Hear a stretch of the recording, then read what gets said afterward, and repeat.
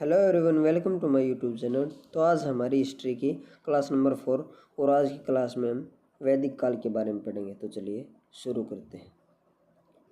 वैदिक काल वैदिक सभ्यता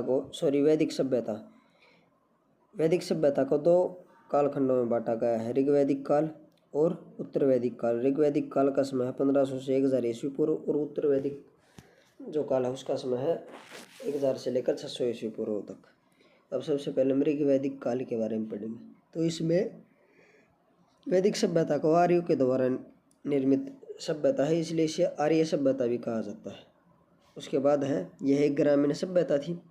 मैक्स मुलर ने आर्यों का मूल निवास स्थान मध्य एशिया को बताया है। अगला पॉइंट है आर्य समाज एक पितृ प्रधान समाज था और समाज की सबसे छोटी इकाई को कुल कहा जाता था, कुल या परिवार कहा जाता था, जिसका मुख्य कुलप कहलाता था। उसके बाद आर्यों ने प्रशासनिक इकाइयों को 5 भागों में बांटा हुआ था। ये 5 भाग थे कुल, ग्राम, विष, जन और राष्ट्र।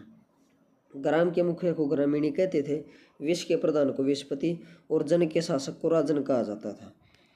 उसके बाद है सूत, रत्कार व कम्मादी नामक अधिकारी रत्नी कहे जाते थे और इनकी संख्या राजा समेत करीब 12 होती थी। उसके बाद है पूरब दुर्गपति होता था।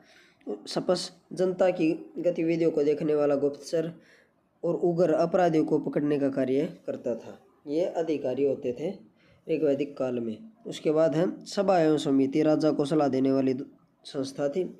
समिति के अध्यक्ष को ईशान कहा जाता था। उसके बाद है युद्ध के लिए गविष्टि शब्द का प्रयोग किया गया था, जिसका अर्थ है गायों की खोज करना। और इस काल में स्त्रियां अपने पति के साथ यज्ञ कार्य में भाग लेती थी। उसके बाद है दशराज युद्ध। इसका उल्लेख ऋग्वेद के 7वें मंडल में है। यह युद्ध परुष्णी या रावी नदी के तट पर, यानी कि रावी नदी का पुराना नाम परुष्णी नदी था। तो रावी नदी के तट पर राजा सुदास व 10 अन्य राजाओं के बीच लड़ा गया, जिसमें राजा सुदास विजयी हुए, यानी कि इसमें राजा सुदास की जीत हुई थी।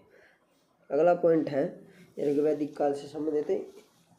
इस काल में बाल विवाह व पर्दा प्रथा का प्रचलन नहीं था। स्त्रियां शिक्षा ग्रहण कर सकती थी। ऋग्वेद में लोपामुद्रा, घोषा, सिक्ता, पाला और विश्वास जैसी विदेशियों का वर्णन भी मिलता है। उसके बाद अगला पॉइंट है गार्गी ने याज्ञवल्क्य को वाद विवाद की चुनौती दी थी और जीविका उपार्जन के लिए वेदांग पढ़ाने वाले अध्यापक को उपाध्याय कहा जाता था। उसके बाद है आर्यों का मुख्य पेय पदार्थ सोमरस था और आर्यों के जो मनोरंजन के खेल साधन थे वो थे संगीत, रथ दौड़, घुड़दौड़ और दूत क्रीड़ा आदि। उसके बाद आर्य मुख्यतः 3 प्रकार के वस्त्रों का प्रयोग करते थे। इनमें वास, अधिवास और उष्णीस। और अंदर पहने जाने वाले कपड़ों को नीवी कहा जाता था। और आर्यों का सबसे प्रिय पशु घोड़ा होता था और सर्वाधिक प्रिय देवता इंद्र थे। तो आर्यों का प्रिय पशु कौन सा था? घोड़ा। और सर्वाधिक प्रिय देवता कौन थे? इंद्र।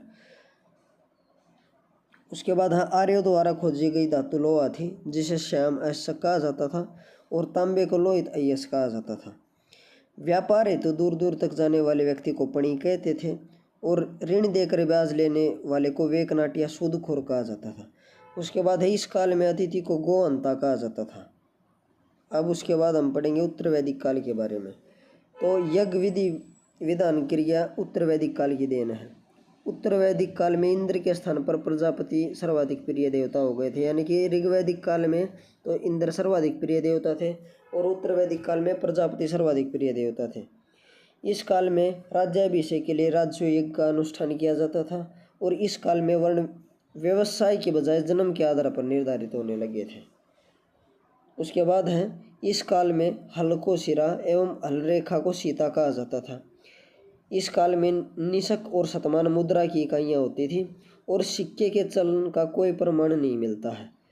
उसके बाद है गोत्र और आश्रम व्यवस्था का उल्लेख सर्वप्रथम उत्तर वैदिक काल में हुआ था, यानी कि गोत्र और आश्रम व्यवस्था कौन से काल की देन है? उत्तर वैदिक काल।